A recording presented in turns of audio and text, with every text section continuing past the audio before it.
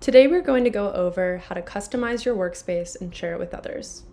A workspace is a venue with different rooms that people can move through to interact with each other. So let's go ahead and get a new workspace started by coming to the ohyay homepage, and where it says My Workspaces, hover over that plus sign to add a new workspace to your spaces. You'll get this creating workspace holding message. And once we enter this new workspace, we can begin to edit its settings so that you can give your workspace a name, set a capacity limit, and set its region based on where your guests are joining from.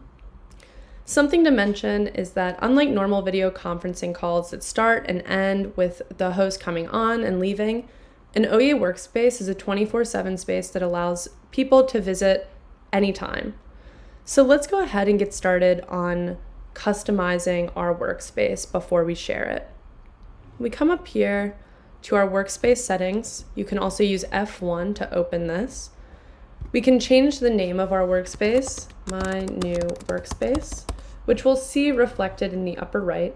That will also change what users see as they enter your workspace. You can add a vanity URL, which makes it easier to share your workspace with others by determining what the path URL will be. These will show up as https://ohyay.co/s/your-path URL. I'm going to set mine to hello everyone, save, and now we can copy that URL from here. Otherwise, if you don't want to give your space a vanity URL, you can just simply copy and paste from the URL bar like this. Command copy, command paste. Users will be brought to the room that you are in, where you copied that URL from. We can set the capacity limit of people in our space. We do not recommend over 500 users per ohyay workspace. If your event will have more than 500 users, please reach out to us at help@ohyay.co for advice and tips on how to set that up. Set your region to the area where users are joining from most. We have these options. Auto will set the space to whatever the region is of the first user to join. User video quality.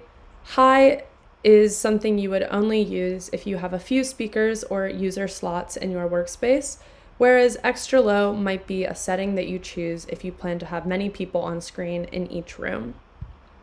Enabling the chat bar allows you to open and close this chat, which I can exit out here to show you. Disabling workspace chat will make that chat icon disappear, making it inaccessible to your users. Set your reaction emojis by dragging to set the order, which you will see reflected in the reactions bar at the bottom. And if you don't want any reaction emojis, just click the little X. Add more with the plus sign, where you're prompted to add your custom emojis for reactions.